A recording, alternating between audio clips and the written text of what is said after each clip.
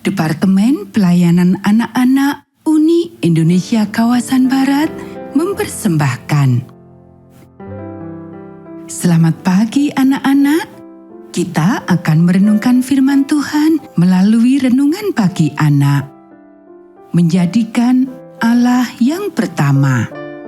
Hari ini tanggal 15 Oktober. Mari kita awali dengan doa. Bapa di surga, kami akan belajar firman Tuhan. Tolong kami supaya kami dapat memahami firman Tuhan. Dalam nama Tuhan Yesus kami berdoa. Amin. Anak-anak, ayat inti renungan pagi kita hari ini diambil dari kitab Lukas pasal 21 ayat 2 dan 3. Ia melihat juga seorang janda miskin memasukkan 2 peser ke dalam peti itu. Lalu ia berkata, "Aku berkata kepadamu, sesungguhnya janda miskin ini memberi lebih banyak daripada semua orang itu." Tuhan mengukur pemberian kita kepadanya tidak berdasarkan jumlahnya, tapi hubungan dengan milik kita yang masih tersisa. Janda miskin itu tidak lagi mempunyai sisa. Itulah sebabnya pemberiannya lebih besar daripada yang lain. Anak-anak, saya menemukan cerita yang menyentuh hati di sebuah majalah misi Australia belum lama ini, diceritakan oleh Chris Ewan tentang seorang anak laki-laki dari Kepulauan Solomon, namanya Kileni. Ayah Kileni, Pendeta Oti, adalah seorang pengerja misi yang pergi ke Kepulauan Musau, Emirau, Manus, dan Bougainville di Papua sebagai misionaris. Dia berhasil membuka pekerjaan baru di antara orang-orang primitif dan menghabiskan setengah dari hidupnya untuk membawa kebahagiaan dan harapan kepada orang-orang dalam kegelapan.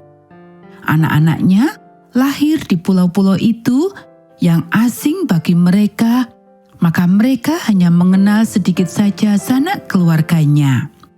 Ketika Kileni berusia sekitar 12 tahun, Pendeta Oti tua diberi cuti pulang ke pulau asalnya. Dan dalam perjalanan mereka sampai di Rabaul, kantor pusat misi, malangnya beberapa anggota keluarga Pendeta Oti menderita sakit disentri parah. Meskipun para misionaris telah berusaha sedapat mungkin, tapi sudah terlambat untuk dapat menyelamatkan nyawa Kileni. Dan dia dikuburkan di bawah pohon kelapa di perkuburan desa setempat. Beberapa hari kemudian, Pendeta Oti membawa tas kecil Kileni kepada Nyonya Boam dan berkata, "Tolong berikan ini kepada orang membutuhkan." Kileni tidak lagi membutuhkan buku atau pakaiannya lagi.